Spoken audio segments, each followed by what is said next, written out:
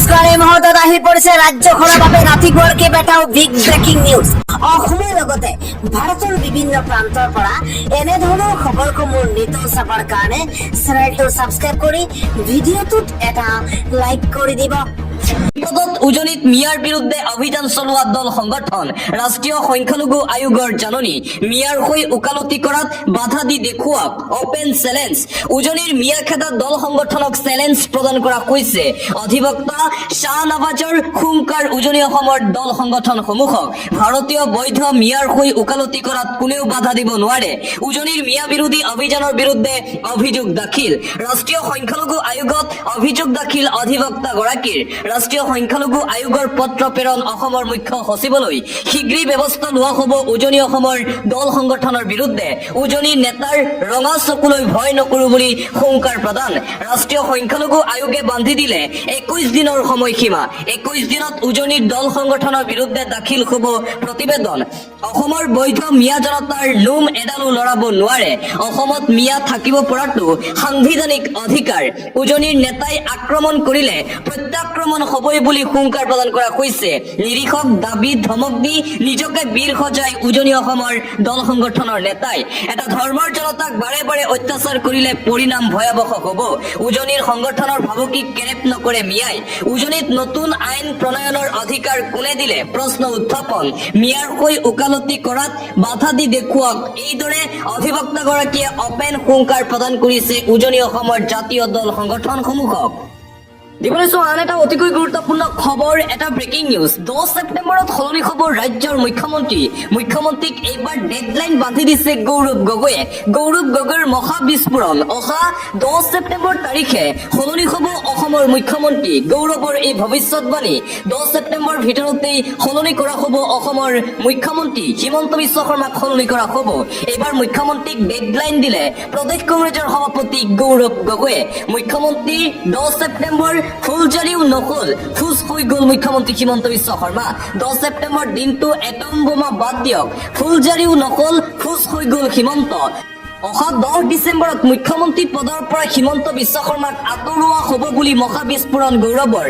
মই খবৰ লাভ কৰিছো 10 ডিচেম্বৰত তেখেতক সলনি কৰা হ'ব মুখ্যমন্ত্ৰীৰ পদৰ পৰা।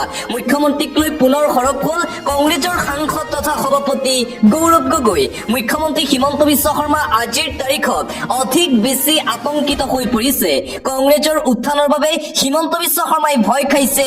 যি টি কথা কৈ আছে হিমন্ত বিশ্ব শৰ্মাই। 10 ছেপ্টেম্বৰ ঝাৰখণ্ড সকলোতে হিমন্ত বিশ্ব শৰ্মা বাৰে বাৰে বিফল হৈছে। ভয়, আতংক, হতাশাত ভুগি মুখ্যমন্ত্ৰীয়ে যিকোনো কথা ক'বলৈ আৰম্ভ কৰিছে বুলি মন্তব্য গৌৰৱৰ। হিমন্ত বিশ্ব শৰ্মাই যি কৈ আছে সকলো যুক্তিহীন কথা, তৰ্কহীন কথা।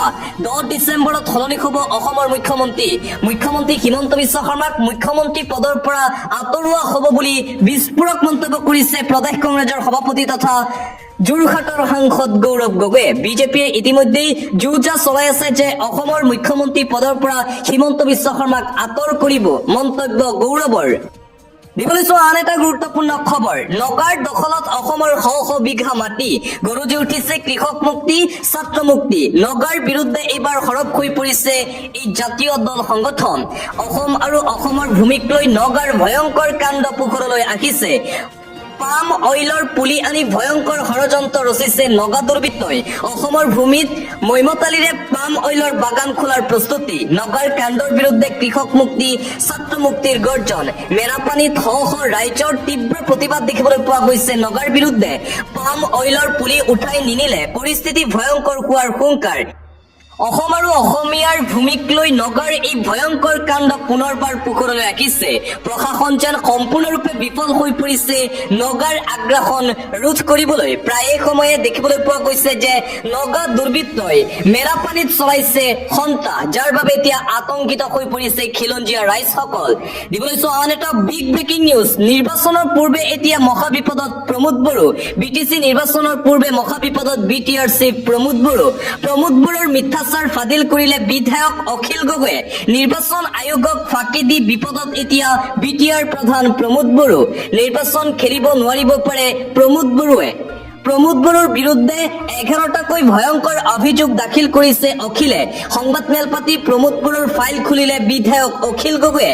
নিৰ্বাচন আয়োগক দাখিল কৰা শপতনামাত তথ্য বিকৃত কৰাৰ অভিযোগ, নিৰ্বাচন আয়োগক বিপথে পৰিচালিত কৰাৰ অভিযোগ উত্থাপন কৰা হৈছে।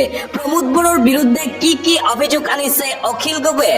পত্নী পাৰুল ভৰালীৰ সম্পত্তিক তথ্য লুকুৱাইছে প্ৰমোদ বড়োৱে। পত্নীৰ নামত থকা 9টা স্থানৰ ভূমিৰ তথ্য লুকুৱাইছে। ৰঙিয়া ৰাজচক্ৰৰ অন্তৰ্গত 9টাকৈ স্থানত ভূমি আছে, সেই কথা লুকুৱাইছে প্ৰমোদ বড়োৱে। ক'ত আছে ভূমি তথ্য সহকাৰে দিছে। বিধায়ক অখিল গগৈয়ে এইবাৰ প্ৰমোদ বড়োক এক্সপ'জ কৰি দিছে। নিৰ্বাচন আয়োগক সম্পত্তিৰ তালিকা মিছাকৈ দাখিল কৰিছে প্ৰমোদ বড়োৱে। 500 নং দাগৰ 13 লেচা ভূমি, 501 নং দাগৰ 13 লেচা ভূমি, এইদৰে A to Z প্ৰমোদ বড়োৰ সম্পত্তিৰ তথ্য ফাদিল কৰিছে বিধায়ক অখিল গগৈয়ে। BTC নিৰ্বাচনৰ পূৰ্বে এতিয়া মহাবিপদত BTR চিফ প্ৰমোদ বড়ো। দিবলৈ চোৱা এটা পলিটিকেল ব্ৰেকিং নিউজ। হুৰাহুৰে খহিছে BPF, UPPL, AIUDF কংগ্ৰেছৰ ভেটি। এইবাৰ সংখ্যালঘু ৰাইজে যোগদান কৰিছে বিজেপিত। শ মুছলমান সংখ্যালঘুৰ বিজেপিত যোগদান। হুৰাহুৰে খহিছে BPF, UPPL, AIUDF আৰু কংগ্ৰেছৰ ভেটি। BTC নিৰ্বাচনৰ মাজতে গোসাইগাঁৱত শ মুছলমানৰ বিজেপিত যোগদানৰ খবৰ। হৰাইবিল সমষ্টিৰ অক্সিগুৰি গাঁৱৰ সহস্ৰাধিক লোকে যোগ দিছে বিজেপিত। বিজেপি দলৰ প্ৰাৰ্থী গোসাই বহুমতাৰীৰ সমৰ্থনত যোগদান কৰে ভাৰতীয় জনতা পাৰ্টিত।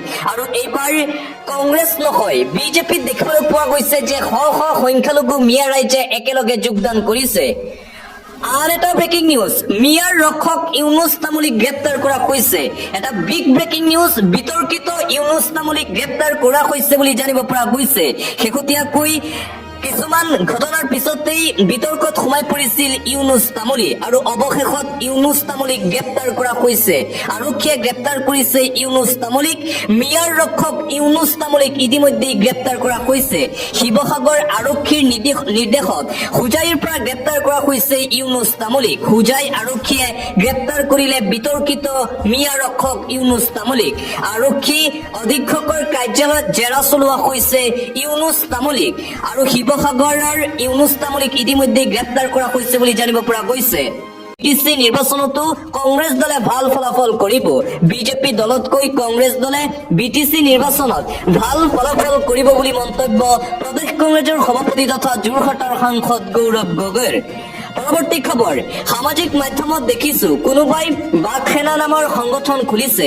অসমৰ মানুহে সকলোবোৰ সেনাকে আজিকালি সন্দেহৰ দৃষ্টিৰে চাই, গতিকে শীঘ্ৰেই এনেকুৱা ধৰণৰ সেনাবোৰক বন্ধ কৰি দিব লাগে। শেহতীয়াকৈ বিতৰ্কিত ইউনুছ তামুলীৰ নেতৃত্বত বাঘ সেনা অসম নামৰ সংগঠনৰ সৃষ্টি কৰা হৈছিল আৰু সেই বাঘ সেনাক লৈ এইদৰে প্ৰতিক্ৰিয়া প্ৰকাশ কৰে শিৱসাগৰ সমষ্টিৰ বিধায়ক তথা ৰাইজৰ দলৰ সভাপতি অখিল গগৈয়ে। এনেসমূহ সংগঠনক শীঘ্ৰেই অসমৰ পৰা নিষিদ্ধ কৰিব লাগে বুলি মন্তব্য অখিলৰ।